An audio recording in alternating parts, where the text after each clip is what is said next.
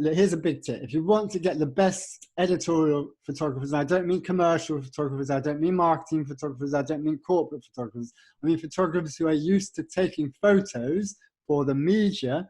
Tea with Toby, tea with Toby, tea with Toby, tea with Toby, Toby, tea with Toby, Toby, tea with Toby, tea with Toby. Hi, I'm Cameron from Smooth Digital, and welcome to Tea with Toby, the show where we ask and answer the questions that are playing on the minds of the care sector's business leaders. This episode is sponsored by everyLIFE Technologies, and I'd also like to thank Google for allowing us to use their podcasting studio. So to kick off the show, I'm going to pass over to our Marketing Strategy Director, Tobi alli-usman. Thanks, Cameron. So for those of you that are new to the show, just to give you a little bit of background on us. So we're Smooth Digital, and our ultimate aim is to help home care businesses and care home businesses maximize their ability to provide the very best care in their communities. Now, we know as care business leaders, you face challenges. So we want this to be your place where you could sit back, put the kettle on, enjoy a cup of tea, and listen to a growth-focused conversation. Take away some notes and implement it into your business. Now, on that note, I wanted to welcome Adam James from Spring PR into the business. Welcome to you with Toby. Thanks very much, Toby. Thanks very much, Cameron. A very grand welcome it was too, and lovely to be helping you out and to be speaking to your listeners and viewers. So yeah, I'm Adam James of Spring Up PR, and essentially what we do is we help residential care providers, specialist care providers, get more inquiries and fill beds faster through PR and marketing. That is in a nutshell what we do. And we have a website and everything you can go and check out. But I won't bore you with that now. I'll be very happy to just get chatting with you, Toby and Cameron, and see how we can help our viewers and listeners. Looking forward to it. So let's jump straight in Tea with Toby fashion. Let's start from the top. So for those people that don't really know, what is PR and how can you use it in a care home? So many care providers come to us with one problem, which is they might be wanting more inquiry. They want to fill their beds faster. They want to increase their revenue faster. But it usually comes down to getting more inquiries. And as you know, Toby and Cameron's often as well the private pay families who they're particularly looking for. So, where do the inquiries essentially come in? Well, Toby, you work on the Google pay-per-click and that kind of intent marketing.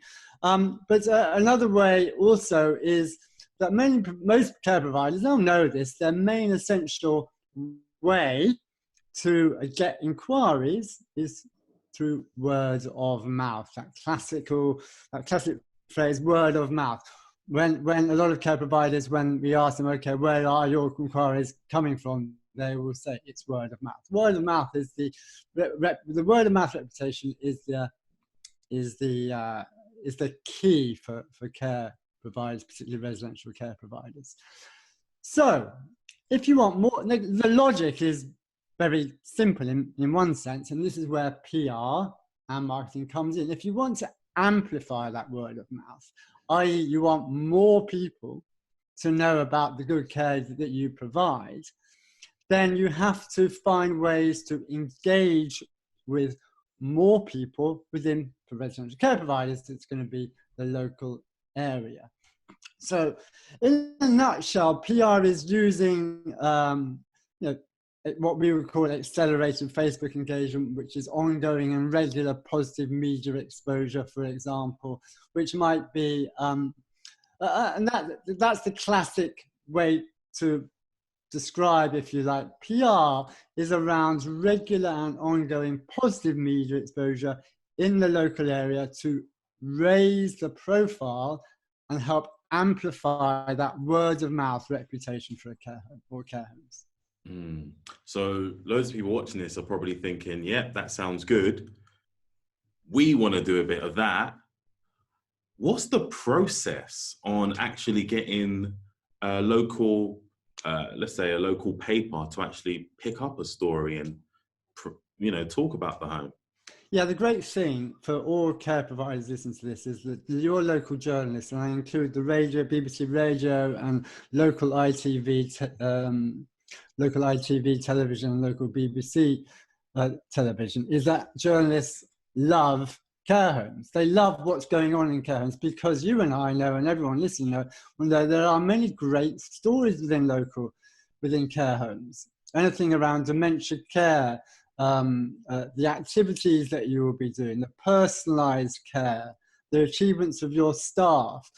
Dementia care is a big, big issue in the UK nationally. And care homes are full of great examples of positive interventions for people with dementia and people who are elderly and who need care.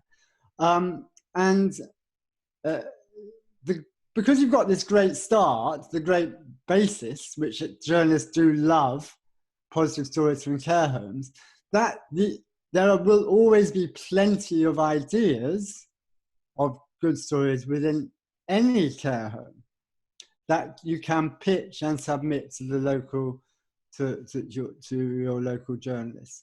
So that's the first thing, that message I would like to convey is, because I know if I stepped into any care home listening right now, there'll be 2 or 3 or 4 or 5 stories off the cuff, which I would say, great, you need to be pitching this story, that story to your target media locally. So, I mean, that's the first thing I would say. Just on that, let me ask you, what are the best stories which these local media, radio, newspapers would like to hear? What are the ones that they usually pick up and go down well? Activities, the positive activities for residents. So whether that be, the sort of fitness classes that you are doing, whether that, I'm just giving examples that we've helped providers with. That would be fitness classes, that would be date nights. Sometimes you see of a resident whose husband or wife lives outside the care home, and they'll set up special date nights for them. It's a lovely little story. Again, around Valentine's Day as well. Just an example that comes off the cuff. Recently, some care providers we were working with, they were inviting local people who were lonely into their care homes for Christmas. What a lovely, lovely story. And then this whole idea of spending Christmas in a care home, what it's like, what you do, what's special. It's a very important time of the year, and residents are used to spending Christmas with their families. So what do care homes do? A lot of the BBC local radio love insights on dementia as well. So if there's a specialist dementia interventions around reminiscence therapy, many care providers are doing a lot around reminiscence therapy. A lot of their activities have a reminiscence element to it. And this is a wonderful story, again, that the local journalists like, because what you can ideally do as well is bring what we would call, I'm a former journalist, so this is the language I would use, is the human interest into any particular story. So if you've got a particular resident who is, I don't know, used to, that resident will likely have a local background. They might have been a teacher, or they might have been worked for a particular company, or they'll have some local connection. And they might be gaining from reminiscence therapy or a particular activity that the care home is doing. And you can bring all the story. 99% of the time residents or their families are happy to give consent on this. You can talk about their story, their life story, and how their care home is now helping and supporting them with personalised care with a particular activity or a particular intervention or a particular support. The journalists love that because it brings the human interest of a particular resident to life. Now, there will be some people who say, that's right up my street, let's go in 2 foot deep. But there might be some people who say, you know what, actually, let me trial creating a story or press release myself. Is there a framework on how it should be laid out that these journalists expect, or is it more about Yeah, that's a good question. Great questions. There are many ways to do it. What we would recommend is provide the story on a plate for your local print and online journalists. So, I mean, again, our background as journalists, so we have that particular skill to write for journalists. But essentially, it is writing a completed news release of, let's say, 250, 300 words. And it will have a nice, catchy headline. The headline is vital, and you put that in your email subject line that you're sending to journalists, so immediately journalists can see what the story is. And then I write 250 words as a news release. And it's important to bring in, it shouldn't be marketing, it shouldn't be sales, it should be about your story. And the more you practice this, the more you get used to it, you can actually make sure that you get that key messaging, to use a marketing term, within that story that you are presenting on a plate to the journalists. 250 words, good headline, really, really important. Those first 2 or 3 paragraphs are really hard-hitting, eye-catching, and the journalists say, yeah, great, this is the story. And the rest is bringing quotes and details, quotes from the home manager, maybe one of the residents themselves or his or her family, maybe another staff member. So you're bringing it to life with quotes. And then you're inserting within that story details of the home, where it is, what it does, what its specialism is, how many residents it looks after, all those kinds of key data, key information. Mm-hmm. And what's really, really important, really useful, is if you get some good editorial photos to accompany that story. So here's a big tip. If you want to get the best editorial photographers, and I don't mean commercial photographers, I don't mean marketing photographers, I don't mean corporate photographers, I mean photographers who are used to taking photos for the media, go to your local media and ask them who's their best freelance photographer. Because that freelance photographer will then be the best person to capture photos of your story, which you will be sending then to the relevant media. And the great element to this is that those photos are yours. They were the best photos you can get of your home, so you can use them in a whole load of marketing and PR collateral. But that story, when presented on a plate, as I said, to journalists, they're more likely to use, many, many times we've seen what might have been a quarter page in the local paper to be a full page. Why? Because they've just got great photos. And again, the local journalists love good photos that come with the story that you're presenting to them. So that's really, really important. Pitching to the local television and local television and radio is a slightly different process, but particularly for print and online media, again locally, that would be the process to follow. So for someone looking to take the first step, newspaper versus radio versus television, what would you say, where would they start, and what have you seen produces the best sort of response? Yeah, look, the activities, because the one thing I know that every care provider listening now or watching will be doing activities. And so let me give you an example. I mean, Oomph. Many people might know Oomph. They're a major fitness class provider for care homes in the UK, and they do funky fitness classes. That's the kind of PR angle. They're doing funky fitness classes. So it might be. I can even give you the headline would be, funky fitness classes. All the rage in so-and-so care home. There's the headline. You'll be sending that, and then that article will be saying, funky fitness classes are, have become a big hit in so-and-so care home, and Julia, aged 85, is a shining example. So again, you've got that rough headline, and then you've got the story, which would be all about these classes, how they, and this is very, very important.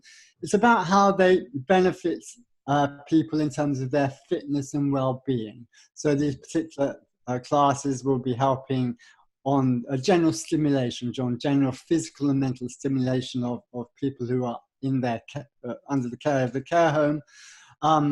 So you want to bring in that, and also you want to bring in examples of how those classes have helped one individual resident. That makes a big difference, because again, it's that human interest that I was referring to at the top of this of this show. So even if you don't have these particular fitness classes, any aerobic classes, any kind of fitness class, for example, is a great way to start, because I know that probably all the care providers listening will have that kind of story. So you get those elements to that story that I've just outlined, and that would be a great way to start. I mean, it's something that you could start right now. That's a really detailed breakdown, so thank you so much for that. I was actually also asking, is there a preference in marketing channel? Should they start with newspaper versus radio?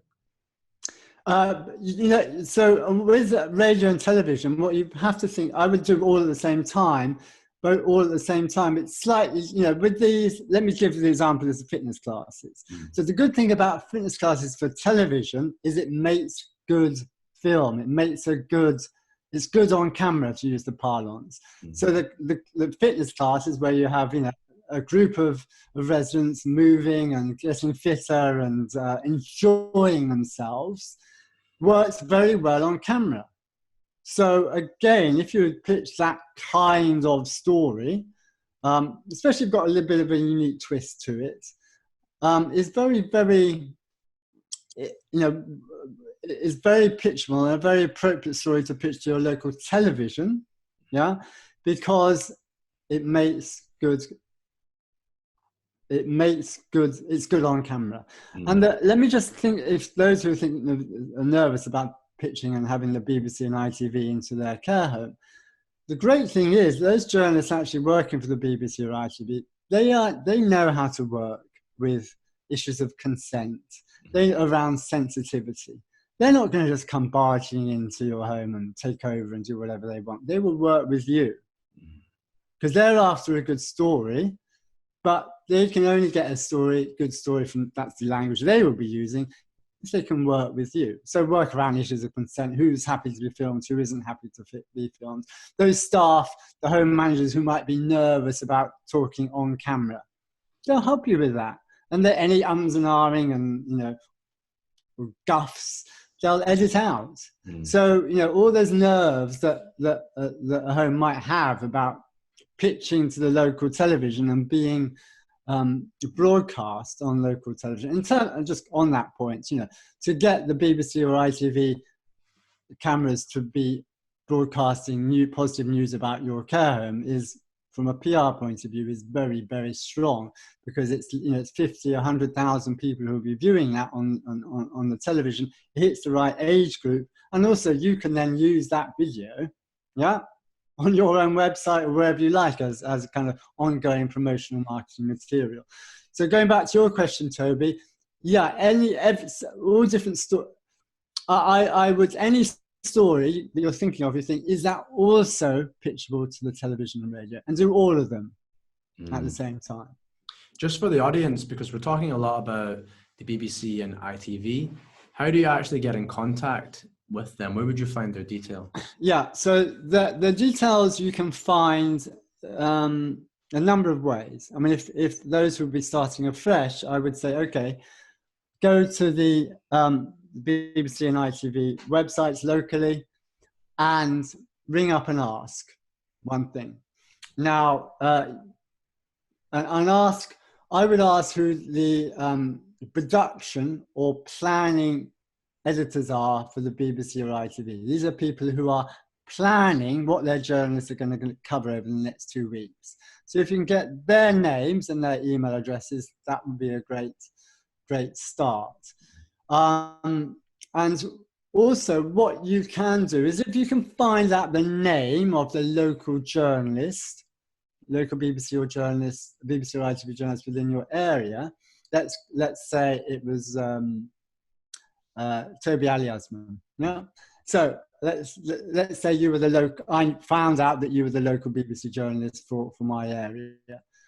I can then deduce what your email address is because I know what the format of a BBC journalist is, and it's you'll have to double check. I can't remember off my head, but it's something like it would be Tobi alli-usman at bbc.co.uk. So you can deduce what their email address is another way, and also you can contact them on Twitter.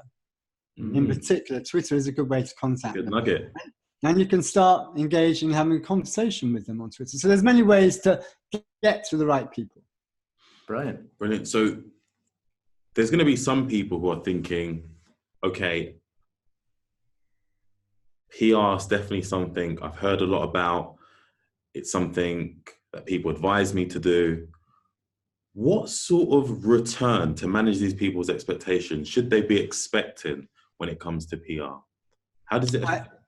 Yeah. So the in return, in terms of number of inquiries, in terms of is that how? Yeah. What should it should they be thinking they're going to get a certain number of inquiries? Should they be thinking it's hit the website? So what should they be thinking? Yeah. So our recommendation is that the PR side should be used alongside other marketing methods as well. Well, essentially, what you are trying to do is amplify that word of mouth, literally getting more people to know about you.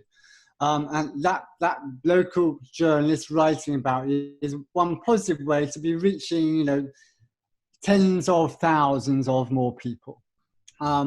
So in terms of what you would be wanting to see in terms of results of a dedicated campaign, we're not talking one-off. This is not like you do it once a year and suddenly you're going to see so many more inquiries. You're not. There's no magic bullet here. So it has to be a prolonged campaign. And I would say to any care home listener, they should be looking to get at least, it's perfectly achievable to get at least 10 positive pieces of positive media exposure per year per home. So, that's the kind of strategy you're looking at. So yes, with that method, together with other marketing efforts, you should be able to see and record a positive increase in inquiries. So, to give you some examples of the care providers we've worked with, and you can see that the case studies on our website, they can see over a 6-month period 100% up to 300% more inquiries. But you have to record inquiries where exactly they are coming from. That's the key, is that you have to have a system in place whereby you are meticulous in recording who's making an inquiry and where their inquiries are coming from. Because it's only, and you'll know this, Toby and Cameron, it's only by having that method of inquiry recording that you can measure that ROI that you'll be seeking. And I also agree. I say I'm a big fan of saying being omnipresent is so powerful. You could have a story in a newsletter. You could be you can have a story in a newspaper. You can be doing leaflets. You could be up on Google, and someone might first of all search you, get the leaflet through the door, and then see the positive story in the newspaper. But what was it that made that person say, I'm going to pick up the phone and call these people? So being omnipresent, it's 2020 now, is huge. Now, I just want to switch gears a little bit. Now, I've actually recommended, you're probably going to be getting an email soon, someone to actually proactively start doing PR, because they've acquired a care home and they have a low CQC rating. It requires improvement. Now, for a home like that, it's been acquired, it requires improvement. What can they do, and how can they use PR to sort of, get more inquiries for it? Yeah, it's a great question, Toby. And it's the first question you have to ask is, okay, so you've got requires improvement. But is actually that affecting you? So statistically, it is, because Yeah. people are coming to the site and they're not converting. That requires improvement is having an effect. Yeah, yeah, and that it will be the case. That will be the case generally, but I think that the question you have to ask is, okay, where's the data coming from that, and how do you know? So, because I think that you have to take that as a presumption, but I think the first question do you really know that? And I guess it depends, because we know that a lot of people will be looking at the CQC rating, but there might be some other reasons that they really like the home. Yeah. And also, I'm thinking of a particular care provider that we've been helping, is that they've been requires improvements, not for particularly terrible reasons of quality of care. Okay, requires improvement is not great to have. But if they can get people to visit the home, they've got a very, very good conversion rate. So, and that's because despite their CQC rating, which is not where they want it to be, they have other elements of their care which are actually very, very good. So, I guess probably what I'm coming at there is, that CQC rating is a detriment, but there are positives that you might be wanting to look at. For example, if you have that good conversion rate, or if you have a conversion rate from someone making an inquiry, that conversion rate is still very good, then you have to think, okay, so how can we promote everything that the home is doing well, despite that requires improvement, to help us negate the requires improvement? Because people may think that requires improvement is definitely negative. I'm not disputing that, but it cannot be as bad in terms of getting inquiries as people may fear. There are other ways to circumvent it. And I'm talking here from experience. I know a requires improvement home that is just 90% occupied pretty much the whole time, because there's other things. I mean, they have a massive local presence, a very positive local presence. They're always in the media. Their Facebook page is what I would call on fire. They organize a lot of positive events. There are other variables within this. They are a rural home, so that perhaps makes a difference. But they're doing fine, because I think there's other factors that come in. And I think that in any PR, you don't need to mention your requires improvement. Where it becomes a real problem is if there is a terrible CQC report, and that can be a really bad blow to any care home. That would often be picked up by the media. So for those companies who do have the requires improvement CQC, maybe take out the positives of what they're doing, proactively promote that. And in the period, so for example, in this specific circumstance, they're working hard to basically improve that. But in the interim, it's affecting them. So go out, promote the positive things that are happening in the home, and sort of take it. Yeah, Toby. Yeah, I think to answer your question, I probably went it a roundabout way, but yeah, you're absolutely right. Because even if you requires improvement and your care is actually, is fine and good, which I'm sure it is, it requires improvement. It doesn't mean your care is atrocious. It would probably be a rating well below that, that would be a result of if your care was awful. So yeah, there will be positives, and you need to accentuate those positives, and despite your CQC rating. And when you are talking to the media and sending out newsletters to the media, you don't need to mention your CQC rating.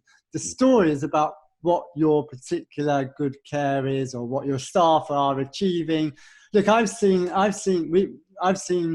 care providers enter and win care awards, even though there requires improvement. Why? Because they do have good care. That's how it is. I'm not saying, just to be clear here, that requires improvement is a situation anyone wants to be in. We know it isn't, and care providers have to address that. But the message I do want to convey is you promote everything that's going well and good. Yeah. And in the meantime, you sort out your CQC rating. Brilliant. I'm just conscious of the time. I just want to get in another question. I haven't even spoken to you about this, but I think it was you guys that actually done the Facebook story that went viral. The one where it was Pajamas. Yeah, Tell pajamas. us a little bit about that and the sort of numbers that you experienced on that. Yeah, so, well, I'll get straight to the numbers. This is up for dispute, up for discussion, but we think it was probably the most popular ever Facebook post about a care home, and it was a positive story. 14 million. It's a statement. Yeah. 14 million people reached. Let me repeat that. 14,250,000 comments. Yeah, wow. That's on one Facebook post for a care home. And it was part of it. It all boils down to the fact it was a great story. And again, this is a story that that probably other care homes will be familiar with. It wasn't something particularly unique. How it was presented very well. And it was part of what we call an accelerated engagement campaign on Facebook, which is where you're trying to reach tens of thousands of people on Facebook rather than 100, 200, 300.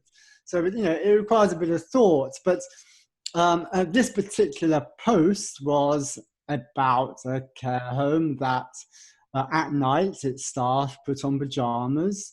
Why? Because when the residents with dementia might leave their room during the night, they are reminded by the care home staff wearing pajamas that it's actually nighttime and that they should return to bed. So it was a great example, a little example, but important, about dementia care. And it was a very positive story on Facebook. And the beauty of it was we had pictures of the care staff in pajamas, and we had details about it. We use emoticons, a very useful way to capture attention on Facebook. And the story, it was all about the story, presented well, nice photos, human interest, and it was a part of a campaign as well. It was a fundraising campaign with the local stakeholders to build that relationship. It went viral, 14 million people over 10 days, 250,000 comments, something ridiculous like that. So, as I said, we think it was record-breaking for a care home. But the message I want to convey is that your local audiences for any care home, they are reachable on Facebook. And you'll know this, Toby, you can reach them by age, you can reach them by interest. So all those families who will be interested in reaching and promoting that word of mouth reputation, they are on Facebook. So increasingly care providers need to be thinking about how using Facebook can help promote their care to people within an age group, within their local community. Brilliant. So Simon, are we good for Yeah. time? Yeah. Cool. All with it? Okay. That's just at the time, but we can just... No, what I was going to say is we could speak to you, you're talking our language, we could speak to you for hours. But if anyone has any other questions, where's the best way for them to contact you? Probably just go to our website, which is www.springup-pr.com/UK. I'm on LinkedIn, Adam James. I'm on LinkedIn is a good way to contact me. Or hello@springup-pr.com. hello@springup-pr.com. Brilliant. And everyone, don't worry, we're going to put all of Adam's contact details in the show notes. So thanks again, Adam, for coming. That's the end of the show. Definitely check out his stuff. The man behind the care staff in pajamas. Yes. So much value. And if you haven't already, and you don't want to miss out on future episodes, make sure you follow the show or subscribe to it on whatever is your preferred platform, because we are everywhere.